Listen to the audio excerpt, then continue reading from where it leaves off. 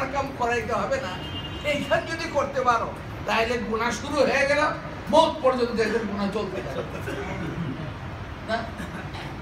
তো ভাই আমি যে কথা বলতেছি, রাসূল কারীম সাল্লাল্লাহু আলাইহি ওয়াসাল্লামের আচরণ প্রথম বিজ্ঞানের সাথে কোথাও সাংঘর্ষিক নয়।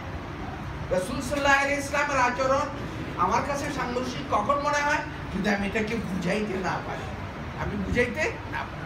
যেমন এককালে মানুষ কি বলতো যে মেরাজটা কি করে গেল, একটা মানুষ এই বলয়টাকে পার হইল কি করে, যেখানে বাতাস নাই, কুছ নাই, অক্সিজেন নাই, নানাভাবে বলা হইতো না আমাদের ছোট সময়। আমার বয়সী যারা আছেন এখানে কেউ থাকলে তাদের মনে আছে, তখন উলামায়ে কেরাম কত যুক্তি মুক্তি দেয়া মেরাজ বুঝাইতেন। কিন্তু বিজ্ঞানের এই অগ্রসর হয়ে চাঁদে মানুষ কি হয়ে গেল, পৌঁছে গেল। এখন আর মানুষকে মেরাজ যুক্তিতে বুঝাইতে হয় না, সবাই বুঝে যে মেরাজটা কি হইতে পারে, এটা সবচেয়ে বাস্তব, সবচেয়ে সঠিক। অনেক সময় বুঝতে না পারার কারণে ইসলামের সাথে কি মনে করি, যেমন এককালে বৈজ্ঞানিকরা বলতো, এটা তো আলেমুল আমারা বলে নাই, কিন্তু কারা বলছে, গ্রিক বৈজ্ঞানিকরা বলছে এই কথা যে আপনার সূর্য ঘুরে পৃথিবী স্থির। এটা কোনোদিন আলেমে বলে নাই, এটা কে বলছিল, গ্রিক বৈজ্ঞানিকরা বলছিল। এটা মিথ্যা হয়ে গেল। পরে ইহা বৈজ্ঞানিকরা বলা শুরু করলো যে পৃথিবী ঘুরে সূর্য স্থির। এখন এসে বিজ্ঞান আরো উন্নতি করে বলতেছে না, পৃথিবীও তার কক্ষপথে ঘুরে, সূর্য তার কক্ষপথে। আল্লাহ তাআলা মুহাম্মদ রাসূলুল্লাহ সাল্লাল্লাহু আলাইহি ওয়াসাল্লাম জবানি 1500 বছর আগে জানাইতেছেন, কুল্লুন ফি ফালাকি ইয়াসবাহু, গ্রহ উপগ্রহ যা তোমরা দেখতেছো সবগুলি মহাকাশে সন্তরণশীল। তাই রাসূল কারীম সাল্লাল্লাহু আলাইহি ওয়াসাল্লাম বিজ্ঞান সাংঘর্ষিক নয়। আরেকটা হলো বিজ্ঞান যখন সত্যে পৌঁছতে না পারে তখন কি মনে হয়, সাংঘর্ষিক মনে হয়। আমার একজনে আসলো, তখন আমরা দেশে খুব চালু হয়ে গেছে, মানুষও খুন হয়ে গেছে, চাই ধীরে চাঁদ দেখা গেছে, চাই ধীরে চাঁদে দেখা গেছে। আমার কাছে আসতে আমি বললাম যে দেখো চাঁদে এটা যদি পবিত্র জায়গা হইতো চাঁদে দেখা, একটু কথাটা অবাস্তব, এটা একটা কল্পনা। কারো কল্পনায় লাগছে, কল্পনায় কোন একটা ছায়ার দিকে তাকাইলেও মনে হয় ভূত আসতে। এটা যদি হইতো, তাইলে যদি এটা পবিত্র জায়গা হইতো, তাইলে তো এখানে রাসূল সাল্লাল্লাহু আলাইহি ওয়াসাল্লামের চেহারা মোবারক দেখা যেত, তাইলে তো এখানে হযরত হাসান হুসাইনের চেহারা মোবারক দেখা যেত। এখানে তো যুদ্ধ অপরাধী সাইদের চেহারা দেখার কোনো প্রশ্ন নাই।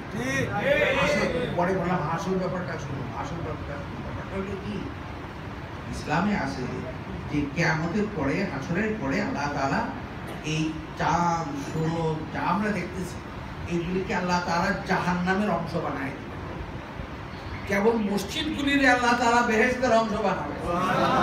মসজিদ যারা নিয়মিত মসজিদে আসে নামাজ পড়ে, এই মসজিদগুলি হাসরের ময়দানে ডাকবে, আমার লোকেরা আসো, আমার সন্তানরা আসো। তখন যারা এই মসজিদে কিয়ামত পর্যন্ত নামাজ পড়ছে এরা সব একত্রিত হয়ে যাবে। আল্লাহ এত জায়গা করিয়া দিবেন, পারবেন না? একটা মোবাইল ফোনের সিমে সারা দুনিয়া আল্লাহ পারবেন না? মসজিদের বেডকে এরকম বানাই দিতে যে কিয়ামত পর্যন্ত লোক জমা হয়ে যাবে। এরপরে আল্লাহ তাআলা মসজিদকে বলবেন যে তোমার সব লোককে নিয়ে তুমি বেহেশতের অংশ হয়ে যাবে।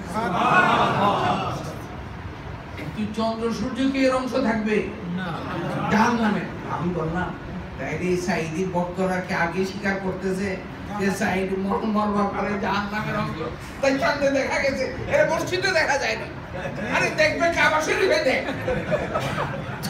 চাঁদে দেখোস কেন, এর পানিটা কিরে অর্থটা দাঁড়াইলো কি, অর্থটা দাঁড়াইলো যে চাঁদ কিসের অংশ হবে, জাহান্নামের। আমি এই কথা সাইদিকে বলতেছি না, কারণ জান্নাতে কে যাবে জাহান্নামে কে যাবে এটা আল্লাহ তাআলা জানেন। আমি এখন কেউকে জান্নাতও পাঠাইতে পারতেছি না, জান্নাতও পাঠাইতে পারতেছি না, যাদের কথা রাসূল বলছেন তারা ছাড়া। কিন্তু তোমরা যারা ভক্ত সাইদি, ওদেরকে বলতেছি, তোমরা যে কথাটা বলছো এই কথার দ্বারা বোঝা যায় যে তোমরাও বিশ্বাস করতেছো এইরকম অপকর্ম করা করছে যে জাহান্নামের অংশ যেটা এটাতে তারা দেখা গেছে আখিরাতে জাহান্নামের অংশ। তো ভাই চাঁদ মানুষ পৌঁছে গেছে, আর আমার প্যারে হাবিব, আমার প্যারে রসুল চাঁদে আসমান, দ্বিতীয় আসমান, সপ্ত আসমান, আরশ, কুরসি, লৌহে মাহফুজ কল্পনাও মানুষ যেখানে করতে পারে না, সব পার হয়ে আল্লাহ তাআলার সাথে কথা বলে আমার জন্য নামাজের উপহার নিয়ে ও ভাই, এর চেয়ে বড় বৈজ্ঞানিক এখনো আবিষ্কার করতে পারছে বিজ্ঞান হইতে পারে না। মঙ্গল গ্রহ যাওয়ার জন্য পায়তারা করে গেছে, কত বছর যাব আল্লাহ জানে, তাদের যাইতে আরো কত বছর লাগবে। রাসূল করিম সাল্লাল্লাহু আলাইহি ওয়াসাল্লাম কি করতেন? শিক্ষা দিতেন মানুষকে সুন্নাত এবং আল্লাহর জ্ঞান, প্রজ্ঞা এগুলি শিখাতেন। আরেকটা কাজ রাসূল করতেন কি? কি সংশোধন করতেন।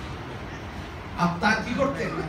সংশোধন, যে তোমার মনের থেকে বিদ্বেষ সরাও, তোমার মনের থেকে হিংসা সরাও, মনের থেকে দুশ্মনী সরাও। একবার এক সাহাবী আসলেন মসজিদে নববীতে, ফাটা পুরানা কাপড় গায়ে। রাসূল সাল্লাল্লাহু আলাইহি ওয়াসাল্লাম সাহাবায়ে কেরামকে বললেন, তোমরা যদি দুনিয়াতেই কোনো বেহেশতি লোক দেখতে চাও, এই লোকটাকে দেখো। চলে গেলেন। এরপরে দ্বিতীয় দিন রাসূল বললেন সাল্লাল্লাহু আলাইহি ওয়াসাল্লাম, তোমরা যদি কোনো বেহেশতি লোককে দেখতে চাও, এই লোকটাকে দেখো। তৃতীয় দিন রাসূল এই কথা বললেন। এক সাহাবী বলেন, আমার খুব কৌতূহল যে এই লোকটা সাধারণ একটা লোক, জামাও সুন্দর নাই, ফাটা পুরানা গরিব মানুষ, আর তাকে রাসূল সাল্লাল্লাহু আলাইহি ওয়াসাল্লাম দুনিয়াতেই বেহেশতি বলতেছেন। তাই আমি তাকে গিয়ে বললাম যে ভাই, আমি একটু আপনার বাড়িতে মেহমান থাকতে চাই। আসল উদ্দেশ্য হইল কাছের থেকে যান, যেমন আমার ভাই ডক্টর আওয়াল বললো না যে ও কাছের থেকে দেখছে। আমরা জানি না, আমরা তাকে সত্য মনে করি, কি বলে? আমরা তো দেখি নাই, কিন্তু আমরা তারে কি মনে করি? ওকে কি কোনোদিন মিথ্যা বলতে দেখছেন ডক্টর আওয়ালকে? তাহলে নিশ্চয় সে যে কথা বলছে আওলাদ, আপনার কি মিথ্যা বলতে দেখছেন? তাহলে তো ধারণা করা যায় সত্য, ব্যাপারটা সত্য।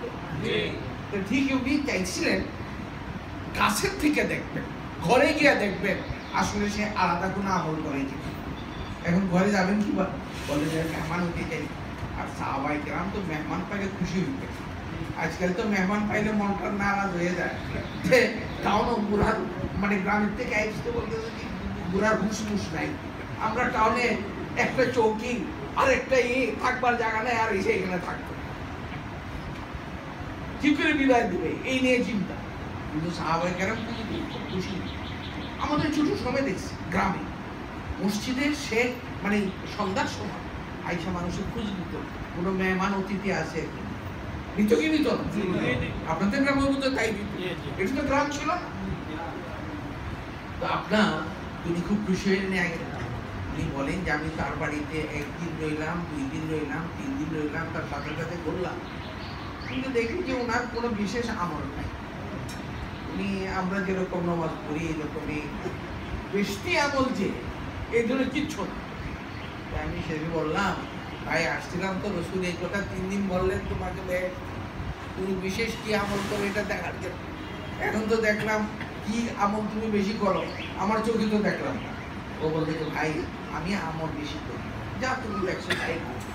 তবে একটা কথা, আমি প্রত্যেক দিন রাত্রে শোয়ার আগে আমার হৃদয়ের দিকে তাকাই, আমার অন্তরের দিকে তাকাই, দেখি কোন মানুষের প্রতি আমার মনে কোনো হিংসা আছে, বিদ্বেষ আছে। আমি দেখতে পাই কোন মানুষের প্রতি আমার কি নাই, বিদ্বেষ নাই, তখন আলহামদুলিল্লাহ বলি। আর আমি তোমায় বললেন এই কারণেই রাসূল করিম সাল্লাল্লাহু আলাইহি ওয়াসাল্লাম, যেহেতু হিংসা মুক্ত হৃদয় তোমার, বিদ্বেষ মুক্ত হৃদয় তোমার, তাই রাসূল সাল্লাল্লাহু আলাইহি ওয়াসাল্লাম কি করছেন? বেহেশতি করছেন। সাল্লাল্লাহু আলাইহি ওয়াসাল্লাম ভালোবাসা শিখাইছেন, ভালোবাসা প্রেম শিখাইছেন। একবার রাসূল সাল্লাল্লাহু আলাইহি ওয়াসাল্লাম সাহাবায়ে কেরামকে বললেন, বলো তো সবচেয়ে বড় আমল কোনটা? একজন বললেন নামাজ, আরেকজন বললেন রোজা, আরেকজন বললেন যাকাত, একজন বললেন জিহাদ। রাসূল বললেন হ্যাঁ, কিন্তু বড় সবচেয়ে বড় আমল। তখন সাহাবায়ে কেরাম বললেন, ইয়া আল্লাহর রাসূল আপনি নিজে বলে দেন সবচেয়ে বড় আমল। রাসূল করিম সাল্লাল্লাহু আলাইহি ওয়াসাল্লাম বলেন, শুনো, আল্লাহর কাছে সবচেয়ে পছন্দের আমল হলো ভালোবাসা। মানুষকে ভালোবাসতে শিখা, মানুষকে ভালোবাসতে শিখা, ভালোবাসতে শিখা, ভালোবাসা।